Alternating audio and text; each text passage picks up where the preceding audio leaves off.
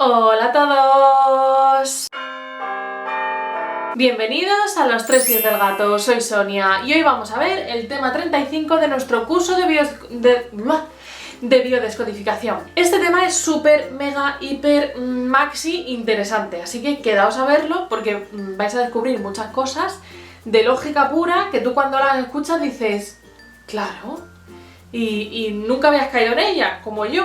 Así que vamos allá, vamos a ver dos conflictos en este tema: el conflicto de diagnóstico y los conflictos de los miedos. Y empezamos con el conflicto de diagnóstico. Como su propio nombre indica, será un conflicto creado en el mismo momento en el que nos diagnostican algo, en el que nos dan la noticia de nuestro diagnóstico médico. Este conflicto se basa en unas poderosas creencias que nos implanta una persona a la que atribuimos cierta autoridad, como puede ser un médico, un juez, un astrólogo, un profesor.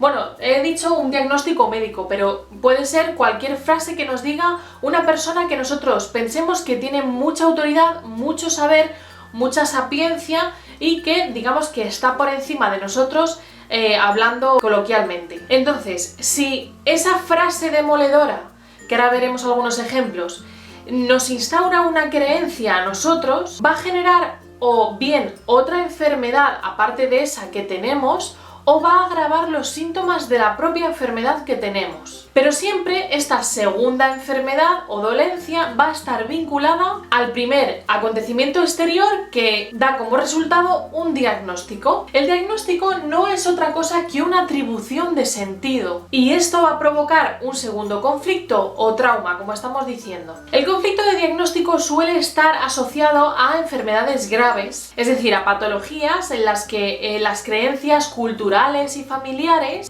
pues consideramos graves en este entorno, en este ámbito de creencias, y suelen ser enfermedades mortales o discapacitantes. No es lo mismo que te digan tienes un cáncer que tienes una úlcera. A nivel cultural, a nivel familiar, no es lo mismo. Consideramos mucho más grave un cáncer porque el cáncer se asocia a la muerte, a que hay muchas muertes, que una úlcera. El diagnóstico no es ni más ni menos que un pronóstico que contamina el futuro. Es una creencia predictiva que se instala en la mente del paciente. Y el diagnóstico en realidad es una frase, y como decíamos antes, le quedan 3 meses de vida, nunca más volverá a andar. Estos son algunos ejemplos de frases demoledoras de conflicto de diagnóstico. Y esto no son ni más ni menos que predicciones basadas en otras personas, que no es el paciente en sí. El usted no volverá a andar está basado en otros pacientes, otros casos, otras historias que no tienen por qué tener nada que ver con el paciente que estamos tratando, o que el médico o que esa persona está tratando. Y también se basa en las creencias del propio médico, que con sus años de estudio y su sapiencia, pues él considera que esa persona no va a volver a andar, porque ha hecho una serie de pruebas, una serie de escáneres, y dice, oye, es que esto es irreversible. Entonces, esas creencias del médico también las instaura en el paciente. Porque imaginad que el médico prueba, aunque él crea que no va a volver a andar, o que los escáneres muestran que la médula está fatal y lo que sea, le dice al paciente, yo creo que usted va a volver a poder andar. Claro, eso no lo pueden hacer, obviamente, porque se meterían en una negligencia médica. Pero imaginad por un casual que lo dice, el paciente se llena de esperanza. Y se ha demostrado, es como un efecto placebo. Y sabéis que el efecto placebo es real y tiene efectos positivos. Y cura y sin tener nada realmente, o sea, dando aire, digamos, al paciente. Y seguro que conoces algún caso de predicciones de este tipo médicas que no se cumplen, que le dicen al paciente tocotó, tocotó y nunca se llega a cumplir. Por ejemplo, a mi primo, a un primo mío que nació con una enfermedad, a sus padres le dijeron, este niño va a durar 20 años como máximo, o sea, porque era una enfermedad de los músculos que se van atrofiando y se va a morir por asfixia. Entonces le dijeron 20 años como máximo, duró 32, o sea, 12 años más.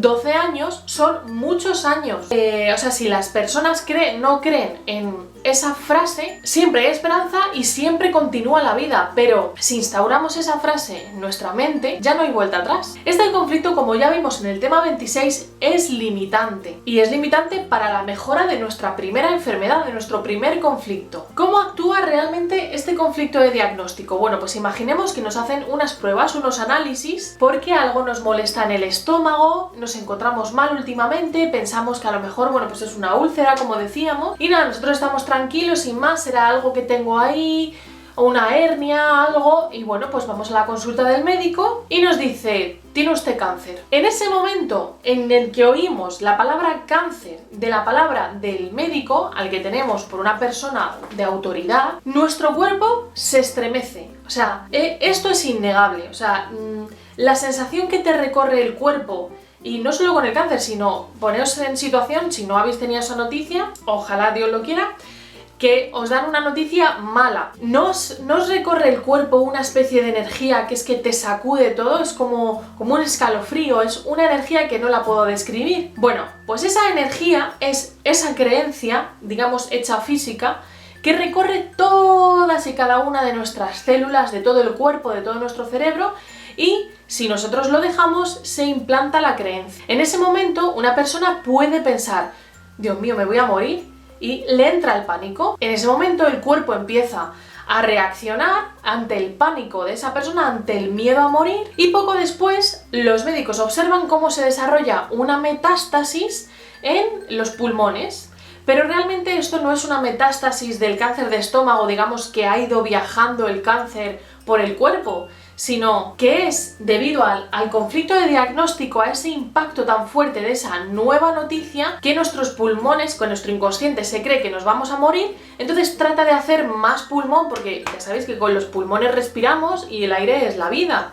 Entonces trata de hacer más pulmón y desarrollamos un cáncer de pulmón. En terapia es importantísimo preguntar y averiguar si la persona que viene tiene este conflicto, si tiene una enfermedad grave, porque es lo primero que deberemos tratar. Primero empezaremos trabajando, bueno, pues el sentido de la enfermedad, qué sentido tiene, ¿no? Pues animando a que la persona descubra lo que es la biodescodificación y cómo ha actuado su cuerpo y por qué ha hecho eso, la razón, el por qué. Y a continuación tendremos que devolver el poder al paciente. Ese poder que ha puesto en referencia externa y lo ha dejado en manos del médico en este caso, devolver el poder al paciente y decir: oye, que es tu cuerpo, tú eres responsable de tu cuerpo.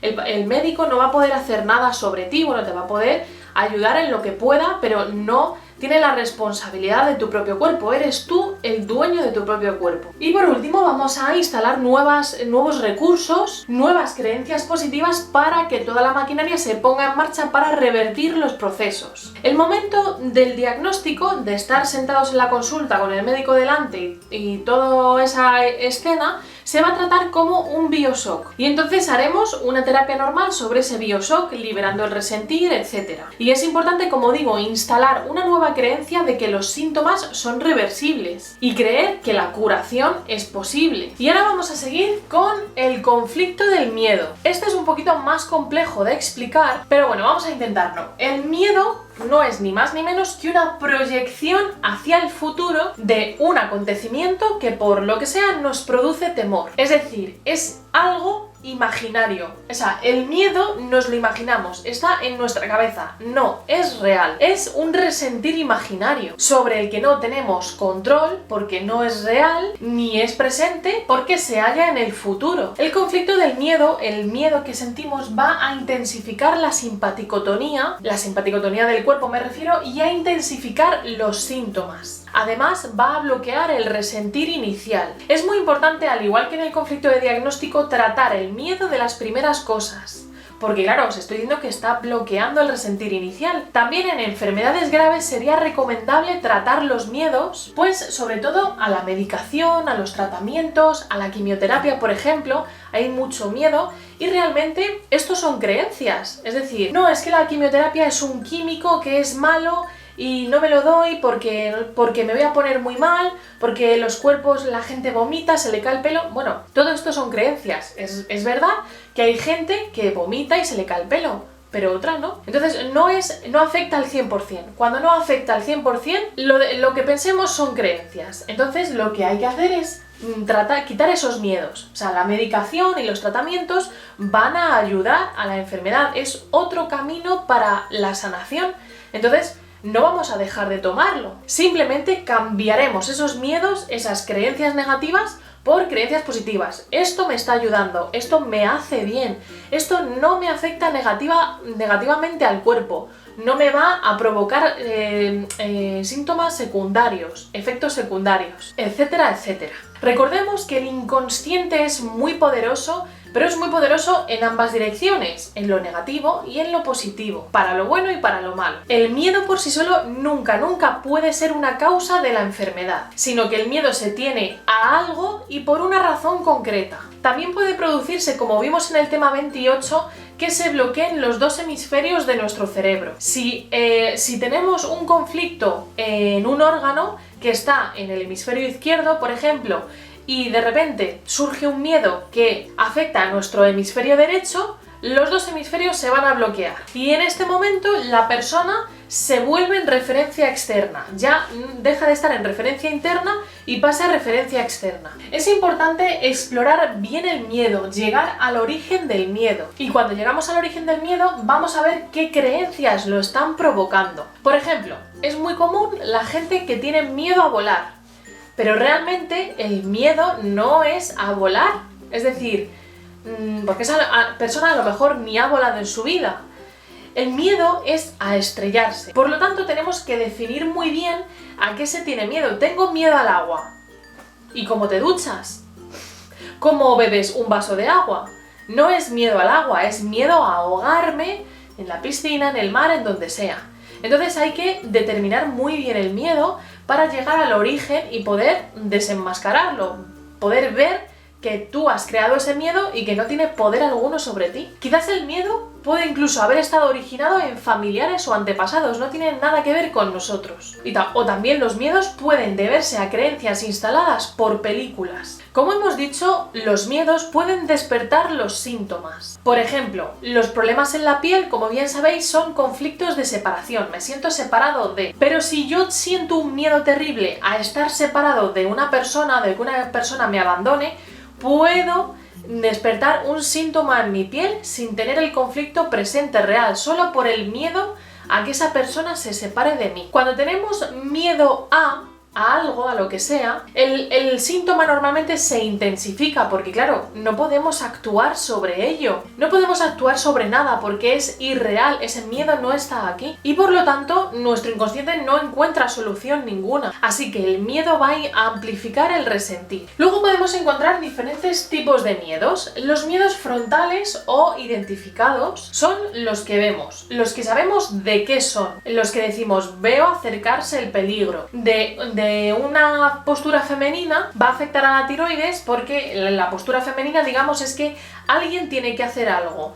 O sea, lo femenino se trata de optimizar la eficacia de ese momento. Sin embargo, en lo masculino afectará a los ganglios porque de un lado masculino se dirá, no puedo hacer nada, no puedo contar con mi cuerpo, no puedo reaccionar. Luego tenemos los miedos de nuca o no identificados, es decir, los que vienen, digamos, por detrás. No lo veo venir, no lo sé identificar, no sé qué esperar. Tanto en la postura femenina como en la masculina afectará a la retina, que ya contamos que es el recubrimiento interno posterior del ojo. Y luego, por último, los miedos centrales. Son miedos que alcanzan directamente el tronco cerebral, que ya sabéis que es el de las necesidades básicas, y afectan a lo vital. Por ejemplo, el peor de todos sería miedo a morir. A continuación os quiero mostrar una tabla, aquí que voy a hacer mágicamente, en el que os resumo diferentes miedos y os digo a qué órganos afectan. Por ejemplo, miedo a oír algo que no quiero, a que me insulten, a que me vejen,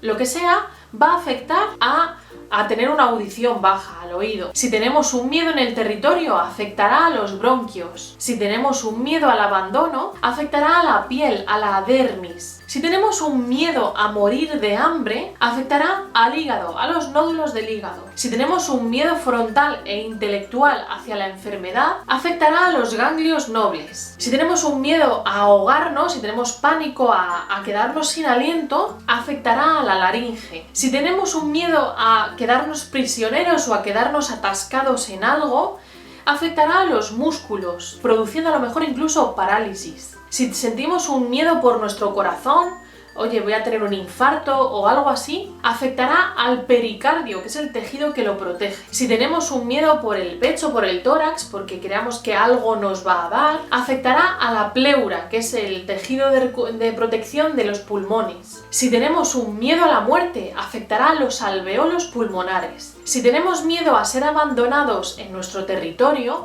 afectará al recto. Si tenemos un miedo, una impotencia frente a un peligro, afectará a la tiroides. Si tenemos miedo a algo, a una amenaza que nos llega por detrás, tendremos una vista escasa. Y si tenemos miedo por nuestra descendencia, por nuestros hijos, por la razón que sea, afectará a los ovarios y a los testículos. Y bueno chicos, hasta aquí este tema de los dos conflictos. Espero que os haya gustado, que os haya resultado súper interesante. Ya sabéis que si tenéis cualquier duda, abajo en comentarios siempre os leo y siempre os contesto. Mirad la caja de información para más cositas y curiosidades. Y nada más, nos vemos en el próximo vídeo. Besos a todos.